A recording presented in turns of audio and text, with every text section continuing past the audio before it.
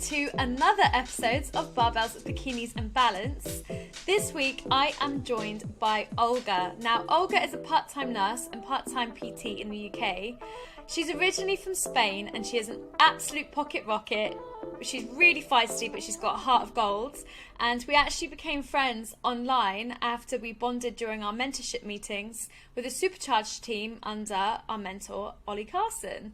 And honestly, Olga and I feel like we just kind of reached out to each other and we just clicked. There are some people I feel like you meet in life and you can just chat away to, and for whatever reason, it's just your energies really vibe. So this is Olga. Olga, welcome.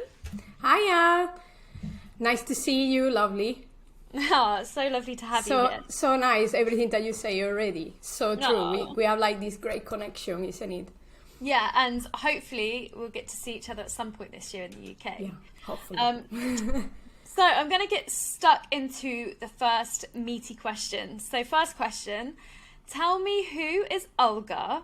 What drives you and what is your current purpose for what you do? So I'm Olga PG. I am a critical care nurse that got into a wake-up call in the middle of being a frontline COVID. The seed was in there for years before. And after this, I become a personal trainer, literally like studying in between shifts and before the patients come out from theater and things like that. And after this, here we are, holistic coach nowadays. Know tons of things about health. 15 years studying actively about everything that is out there to try to help people. My purpose basically is helping people to achieve their goals and become their best self whilst they are getting more longevity and more health disease prevention, because that's where we're heading, literally. Okay, so just can you reiterate the part where you decided to become a personal trainer? Like, what was your decision to become a personal trainer on the side? So when I was more or less a frontline pandemic, I saw like a lot of people ending in ventilation because literally they were overweight or they were like with no enough health in their day-to-day. So it was a critical factor to save someone or not. And I saw on myself also a massive transformation a year and a half before pandemic, where I dropped down like 2 stones, my husband too, just reading and researching, and my mental health went like much better. I used to suffer a lot of chronic anxiety, recovering from different trauma, and from there I got into really hooked about how exercise, nutrition, the right sleep, and all these factors of lifestyle medicine can actually prevent disease and can actually change the life of people for the better. And that's why, because obviously the medicine nowadays is really reactive, it's like treating disease, but what is missing in our NHS and all over Europe, this is also in Spain too, where I am from, is really about preventing disease accordingly, and we need to get better on that, because in the next few years we're gonna get an epidemic of chronic disease. We are already having a lot of problems of collapsing healthcare systems, so we need to get in more holistic way of proactive healthcare, and that's why I become like a personal trainer, just to know the thing that I didn't know about preventing disease through movement and through nutrition and everything.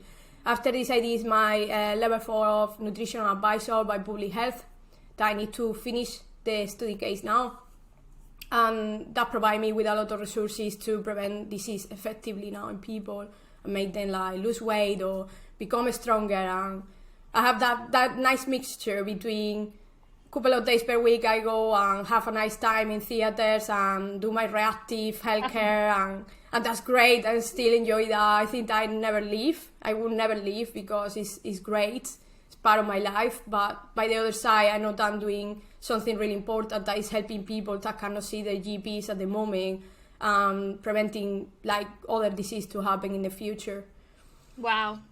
So there's some really main factors, like points that you've come up with there. The first thing being like what a shock it was when it was frontline pandemic time, and you saw how much more the unhealthy population were affected by COVID, and that was like a light bulb switch moment for you. Like, wow, like these people could have prevented this almost if they'd led a healthier life prior to this. And they were not even people like that. They were obese and with massive index of extra fat. It was like overweight people.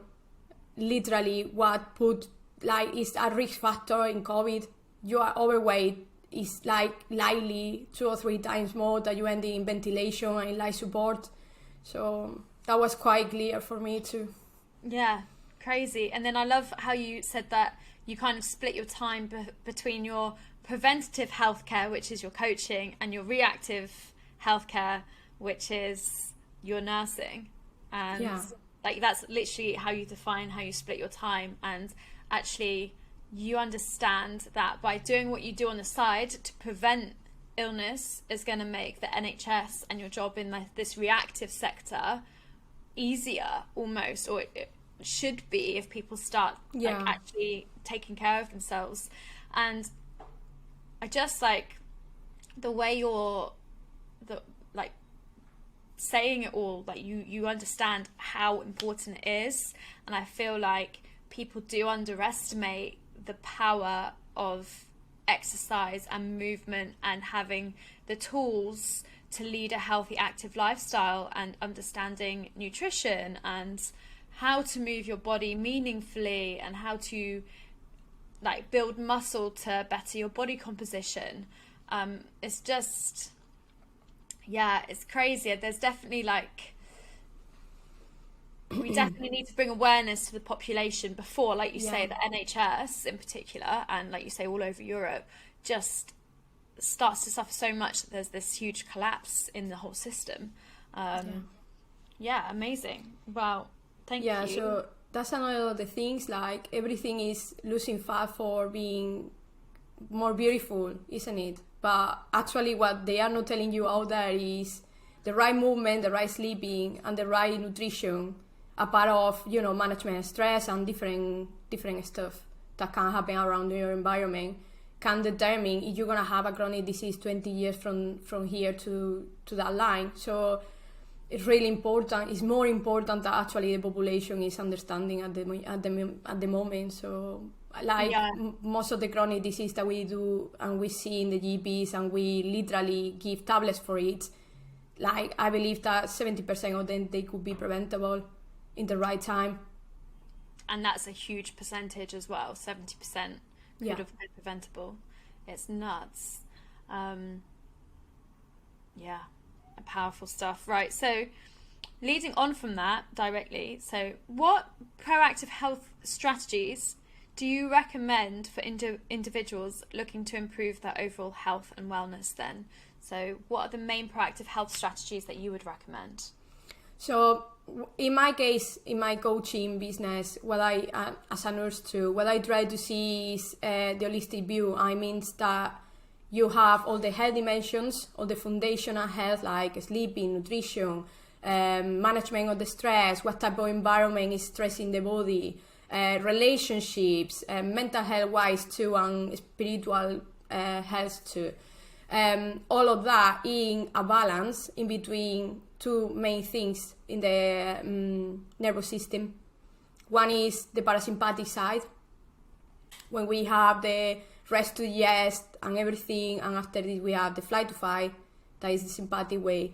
Usually we are immersed in these dopamine rushes with a smartphone in the hand every day, and we are like on the go with a lot of to-do lists, feeling on the rush, and we forgot that we are still animals. So we have all this tension during all day, and we don't get the other side, that is the stillness. So what I do with people is literally trying to find what factors need to be treated first. So for example, you can be like the best person going to the gym, really consistent, in deficit caloric and everything. if you are not sleeping the right time and doing your stretching and doing things to like lower your inflammation in the body, cortisol level will rise up, noradrenaline and things like that, and you will have problems in the future, or you will have even problems even to get your objectives and prone to risk of injury and things like that. So literally what I do is like assess why it needs to be fixed as it is first. I don't like the term fix because we don't need to fix anything, which you need to make it better, like improve it. So yeah, room for improvement. Yeah, exactly. Yeah. Or areas for development. Yeah, so lifestyle medicine basically, like this already, like it's like common sense. 7 or 8 hours sleep, and that stress when you are like really on the rush. Try to get your own movement, make yourself your own path in something that you really like and you can stick to it. Nutritional foods, nutrition dense foods, out of ultra processed food the maximum that you can, out of trans fats. You get like red meats and everything is okay, but try not to do it like in excess, because something that is really good for you, it needs to be really personalized too, because everything that is like working for you maybe is not working for me, because people have intolerance and they don't know, and all these many things. So proactive wise, move the maximum that you can, get everything that is not coming from a package for food, and sleep your right time, and just with that you don't like the 60% of the things to get better. Obviously there is a lot of more factors involved, isn't it, to maintain your own health. It's not as easy, but yeah, this is a good point to start with. That's great. Those 3 main starting points is just move as much as you can, eat things that aren't out of a packet, and stick to a sleep schedule. Yeah, especially, get the balance. Like, don't go like too much, you see all these people in the cardio machines at like 8 o'clock in the morning, 8 o'clock in the afternoon, like evening, sorry. In the evening, yeah. In the evening, just before dinner. It's like, actually, maybe that is not what is going to help you most to sleep. Maybe what you need to get like is that shifting to help your hormones and to get your biochemistry involved to get better recovery habits later on too. So yeah. I agree that high intensity cardio late at night is not ideal. It's funny you said that. I've got a client that I've started working with, and she was up till 3 a.m. the other night, and she's like, I don't know why I couldn't sleep. But on her Instagram, she's gonna hide me from her Instagram now. But on her Instagram, she'd gone out and played tennis at 11 p.m. at night. Oh, so wow. Of course, everything's going to be elevated, your heart rate's going to be elevated, and then like your nervous system is stimulated as well. So then to come back down into this calm equilibrium, it takes quite a long time. And I think that's something a lot of people don't realize, is actually really trying to exercise. If it's at like a high intensity, you should be doing that at least 2 hours before you're supposed to be going to bed. And then obviously things like yoga and Pilates, not so much like that. You could do that closer to your bedtime if needs be, but if it's high intensity, definitely like look at that. And then regarding sleep's also something that I work quite heavily with.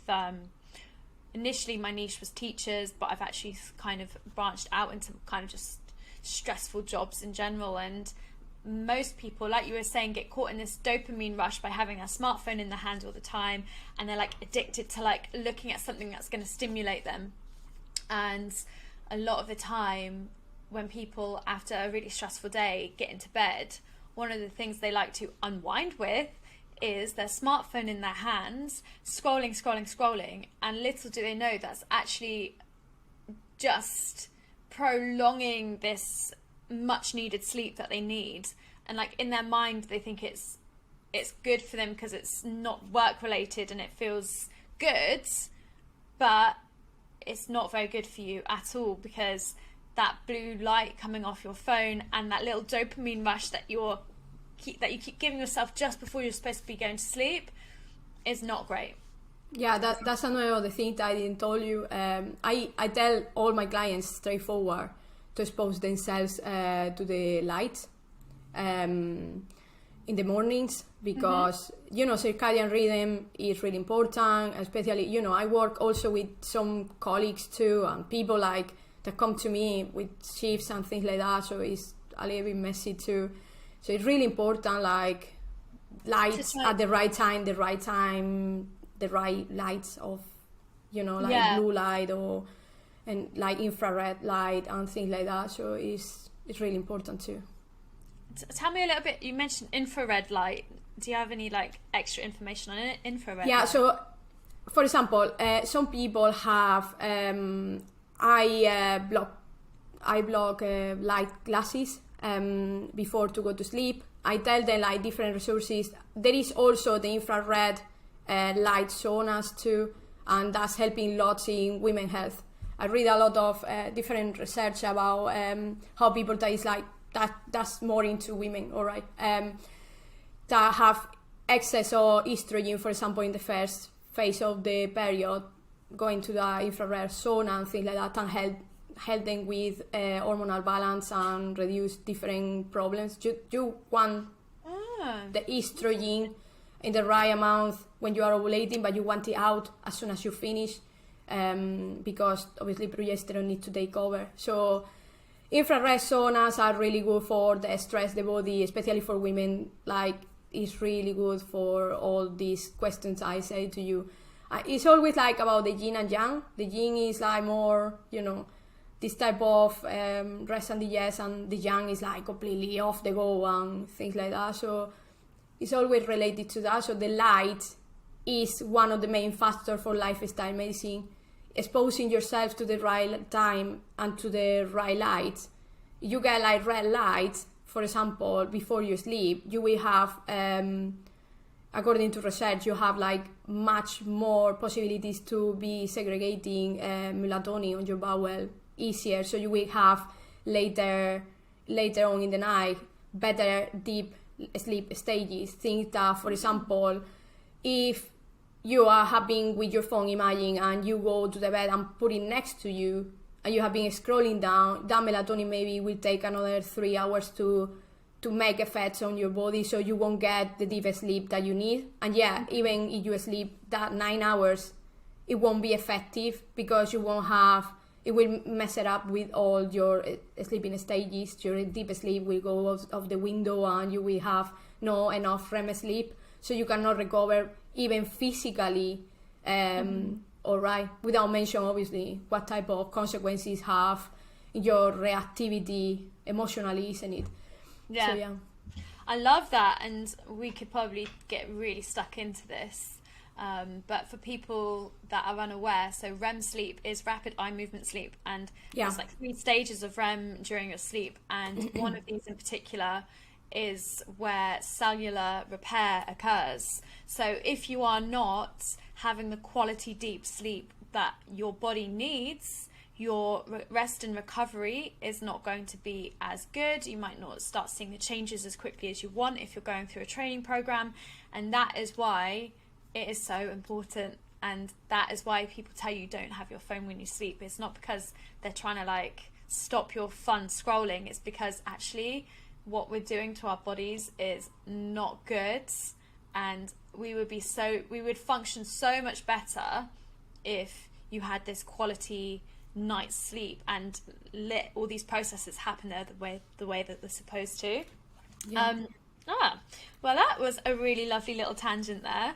So we've just discussed proactive health strategies. We looked a little bit more into sleep, and can you, because you are on the kind of in the midst of it within the NHS currently, what exercises or physical activities do you recommend for maintaining good health and preventing disease? So what specific kind of exercises would you recommend?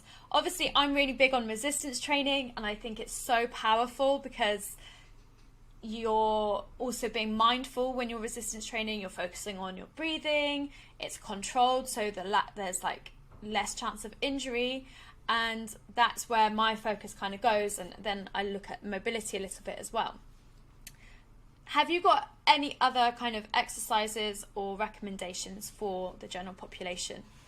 Yeah, so when they come to me, or even anyone out there, we have our guidelines by the World Health Organization that is like 150 minutes per week, like 30 minutes being active.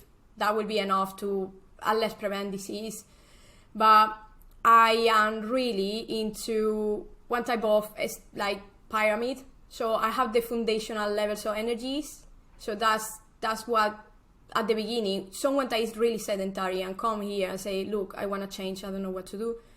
I try to do more that type of stuff with them. It's like mobilization of all the joints, get a little bit of stretching, do a little bit of mindfulness with them too, a lot about breath work that can help them too. After this, when they are ready, they begin with endurance and strength training with me, because I think, like the two main things that I see in people dying in the hospital, they are MIs, that's related to cardiac health, basically, and lungs health. And the other thing is falls. You know how many people with like in the older stages roll out of the bed and fall and break down the hip? That can kill you at some point in your life. We need to begin to see the resistance training with like something that really gonna make you live longer, especially for women. For women, it's super important to get the strength training in the right time, because before menopause, we already have like some loss of bone density, especially with births and things like that. But women in later stage of life, I think that around menopause or perimenopause, they begin to have like more risk of osteoporosis and things like that, and that can later on, 20 years in the line, put them in a bad hospital and being in very, very bad place. So I begin with some of them with endurance, something like that, people that is not active. Also, I have like, athletes, something like that come to me for more performance to get the right things, but that will be more specific to them. But I try to get endurance, strength training, and get on the top, like, the typical cardio makes you more active, get like 30 minutes in your bike, walking, unless you're 10,000 steps. Yeah, like, it's just a fallacy, isn't it? Like, they say 10,000 steps, but we should do like a lot of more. Humans used to, especially women, we are done for endurance training. So I do a lot of functional hybrid endurance training with them, and hybrid training, even in strength, a lot of cardio conditioning too. At some point, I try to help them out with that. And that's why, that's why I did also a couple of, like a month ago or so, the IROX too, because actually that's the main moves that you should need in your daily life. Squat better, lunge better, deadlifting appropriately to like pull out completely your back. I don't know how many people I've seen in the hospital deadlifting in ICU and have different problems with joints forever, chronic pain in the back. All of these happen because our glutes are too tight, we don't stretch properly, we don't have the cardiac resistance that we should have, because heart is a muscle, so we need to pump it up. And like resistance training for me is something that can really make someone live longer. The same as cardio, you are like lots into resistance training is really good, but you need to have some cardio incorporate too, even if you don't like it 100%, because your heart, you need to be able to stroke properly, and that will help you at the end with some lifting too, because of the stroking. So it's good. So that's what I would tell them. Yeah, no, that's amazing. And women, like you were saying, are more prone to osteoporosis, and they also start losing power in their muscles sooner than men. And pelvic floor after birth, pelvic floor, for example, for women, like training for pelvic floor, especially for all the women that have had a kid, that's absolutely super important, because we don't do that enough in the NHS. Like, I think that is something really missing in there. Women have 4 times, according to the last research, to have any type of chronic disease, including strokes and brain hemorrhage. So it's really something like women need to look after themselves really, really good, physically and psychologically, because like the hormonal shifting that we have every month, and the menopause, it can cause later stages in our life to have one of the main chronic disease, or even dementia and things like that. We are more prone to get that type of disease. We have more risk of it than men. It makes sense. It's not fair, but it makes sense. Definitely something I plan on doing this year is getting my pre and postnatal training qualification, because I'm at the age now where I've got a lot of friends having babies, and I want to be in a position to help them properly, and it is so important that women do train and learn to look after their bodies pre and post baby. So yeah, thank you so much. Right, let's have a look what I've got next for you.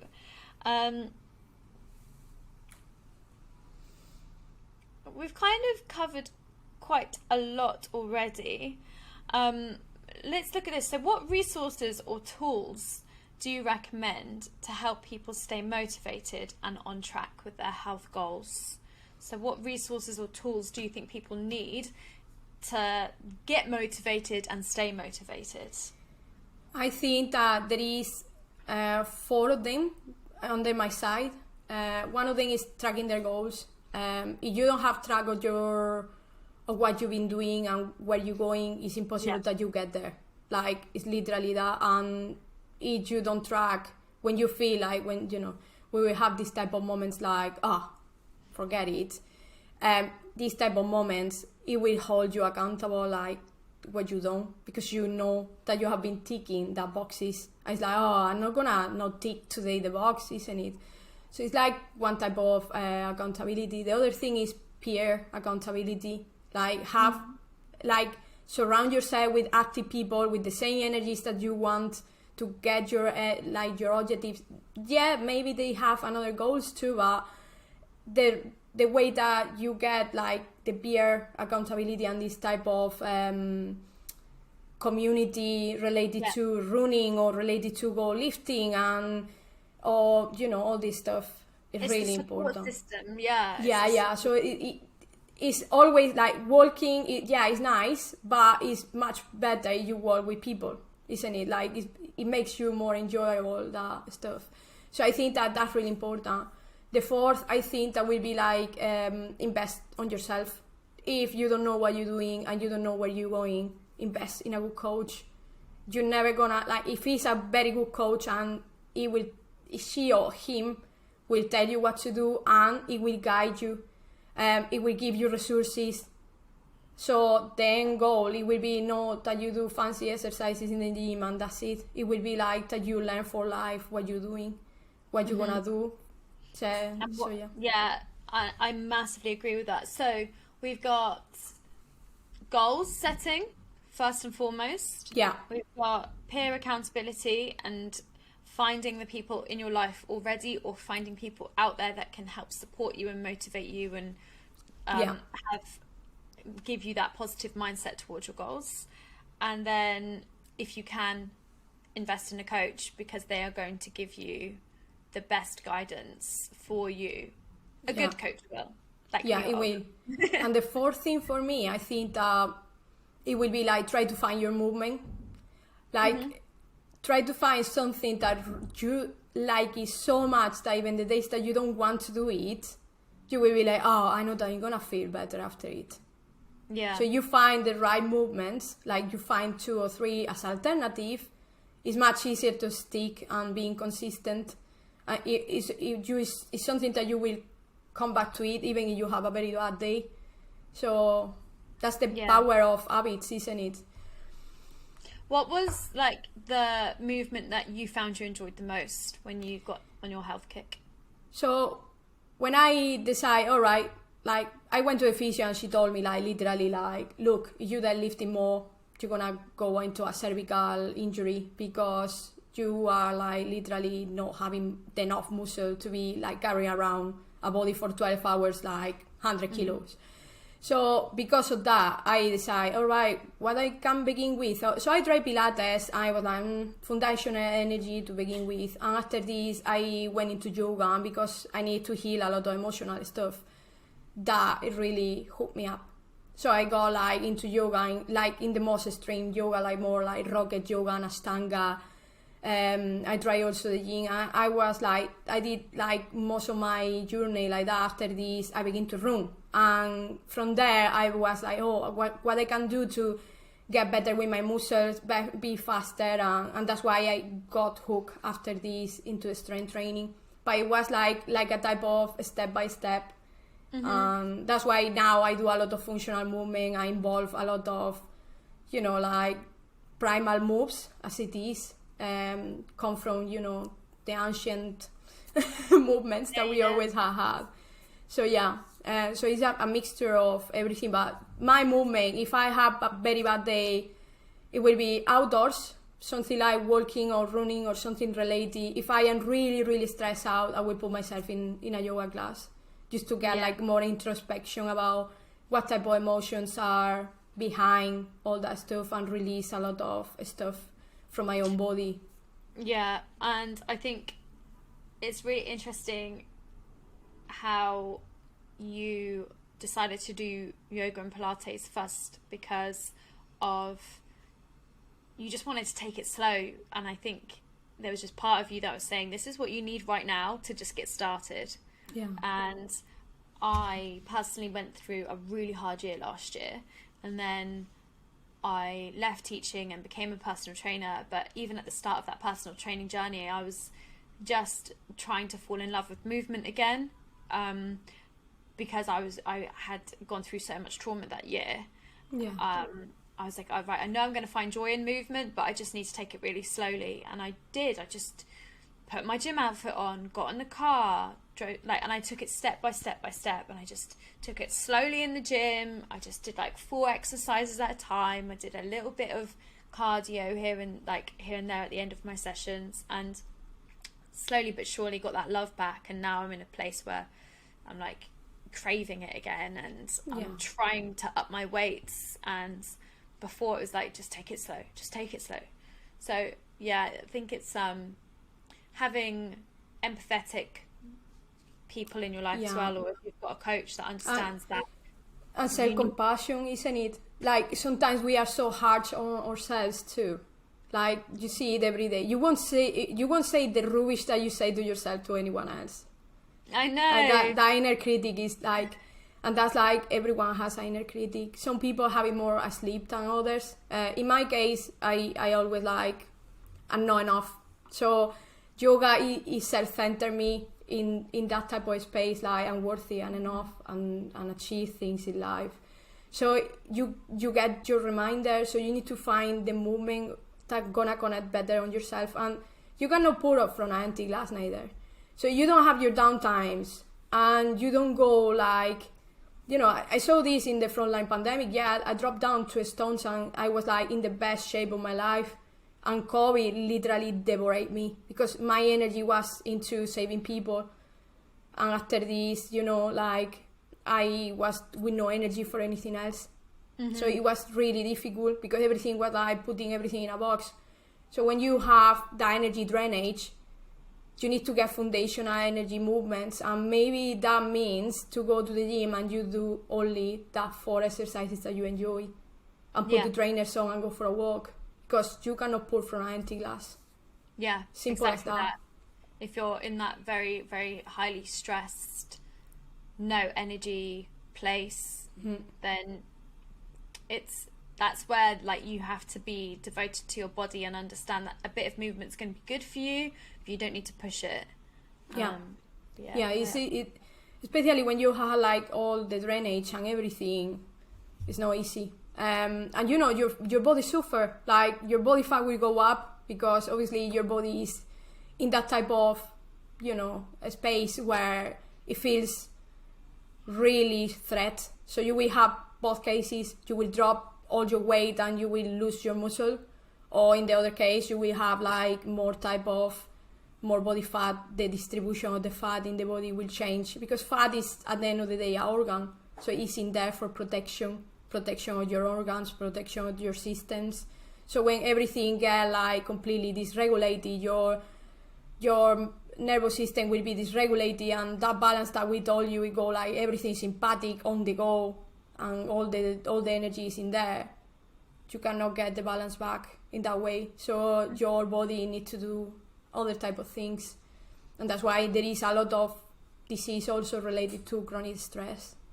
Wow, I've not actually had it explained to me like that before, and actually like seeing it like fat as an organ. Like I emphasize the importance of fat a lot because your hormones, or especially for women, yeah, and that's why when people women get below a certain body weight, they lose their periods, like their skin is dry, their hair starts falling out, like it's just not healthy. So yeah, actually seeing fat as an organ rather than just this part of your body composition, and it's there for a purpose. And when you're dysregulated, it's gonna either exactly like you said, either people when they're highly stressed they lose loads of fat, or it goes the other way. Yeah, and that also, I have a feeling, has to do with emotional eating in that sense as well. Yeah, so binge eating is absolutely like it's called like medicine, we call it like not even binge eating, like GPs and nurses we call it like comfort foods, because that's what you need. Like that's at some point your body gonna ask you. What happens is your cortisol level will rise up lots. Your hormones, especially for women, won't be able to be created in the cycle as should be. So what happens is your brain, it will say, all right, get sugar. Yeah. So that sugar will go like in increment, insulin will go over the roof. You will make a little bit of insulin resistance. You carry on like that for a long while. From there, you get completely stuck in getting that body fat on the top of the organs mainly. So that's why we have that tummy, isn't it? So yeah, some people is, this fat is annoying. Yes, I get it too. I don't want my excess body fat. I came over like after pandemic. I needed to pay off that for me in order to make other people survive. But it's what it is. It's an organ. So in the right amount, it's beneficial for body. It has or reserve like or storage. If you get like in the middle of a mountain and you are not eating for half month, you have that storage there. It's not aesthetical, but it makes you survive. Yeah. So yeah, interesting. Well, thank you so much. Just to finish, one last question is there anything else you'd like to tell the listeners, or just say in general before we end the episode? I think that the most important will be, don't wait for this that we have been discussing here. You have any type of problem, digestive problems or whatever, what you need to do is go to see your GP. I know that it can be like trying to get a Pokemon ball at the moment because it's difficult, but try to see a doctor if you have any problems. Reach out, have all the information that you can, and try to make action on your life. You don't like something, make something about it. I see a lot of people complaining, nobody do anything about it. For me, it was not easy, for example, leave Spain. I came here with 2 suitcases, nothing else. So why this? You don't like the situation? Well, I was struggling to pay my bills. I was struggling to eat in my last year of the university. So it's no other way. You need to choose for yourself and invest on yourself. Why is it so difficult to invest on yourself for the right resources and the right things, when actually after this you have the last version of the iPhone and you're gonna go to a cruise that maybe 3 times the money that you're gonna spend in someone that actually gonna increase your life longevity, gonna increase your resources, it's gonna increase your confidence at the end of the day.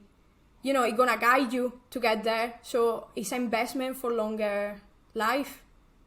We need to be less, I did everything without a coach because I was like literally at the time was like 12 years of medicine. And another thing is try to find the right person before you go in it. Not all the coaches are the same. And no, fitness industry is absolutely a joke.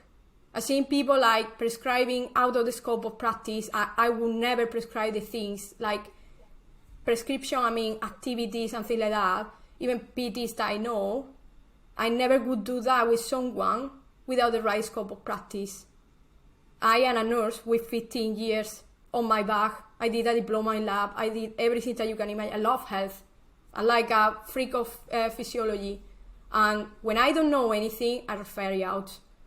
And that's something that I need to change in the fitness industry. And that's why the people is quite scared to invest on themselves too. I think that the fitness industry needs to rise up the standards. Yeah. Massively. And just like Olga said as well, and I think that's why it's so important, like this is a bit of a tangent to the concept that we're talking about today, but like when we're doing our social media, like we're developing for example, our Instagram pages as like our business card. You get to know what we're about, you get to know what we enjoy, you get to know like what we know, and if we are the right sort of personality for you, and if you feel like we align with you, then reach out and see what we can do for you, because honestly we are all so different, and that's why it's such a pleasure to have fellow coaches on this podcast with me, because I know that someone may benefit more from signing up with someone like Olga, or my last like guest. For you, like for example, and like this why each one of us has different knowledge. You cannot know everything, so it's no. It kind of links back to what I said at the start as well. Like you do come across people that you just click with, and that you just are like you gravitate towards, and it should be like that with your coach. You should feel like a pull towards them. You should feel like you can open up to them. You should be able to talk to them. And it also goes back to something that Olga said about goals, and you need to understand that if you haven't got a goal, if you're not tracking where you're going, how are you ever going to get to this place that doesn't exist?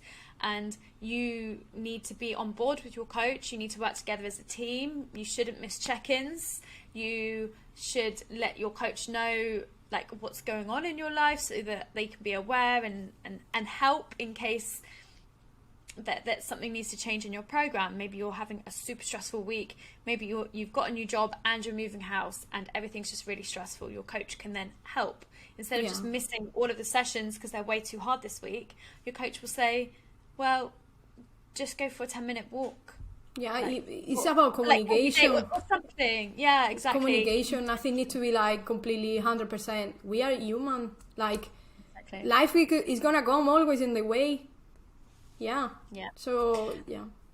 Well, Olga, it has been an absolute pleasure today speaking with you, and I definitely hope to have you on again in the future. Nice. And I can't wait to see you when I'm back in the UK. Yeah, I love to speak with you, you know, like, please come to see me here on the north. We have such a good weather. Don't miss the sun at all, you know.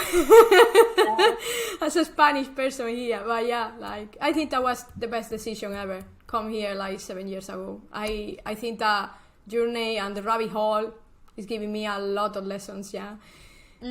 Showing me a lot of stuff. This journey of life, it's exciting. Who knows what's in store for us? But thank you so much. And so just to tell the people where they can find me. So I am Olga PG Health. Yep.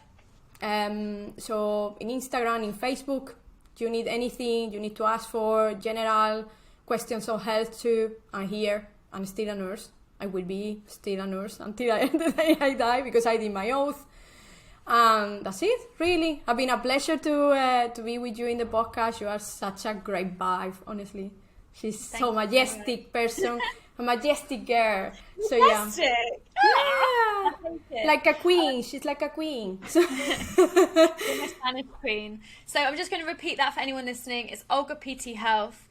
Olga is based in Manchester. She has her own little studio as well, so she can see people one-to-one as well in Manchester, but as she said, she's also a nurse, so definitely reach out to her if you are vibing with her today, and reach out to me if you're vibing with me. But for now, Olga, yeah, you're a babe, and I can't wait to see where our friendship goes. Yeah, of course, yeah.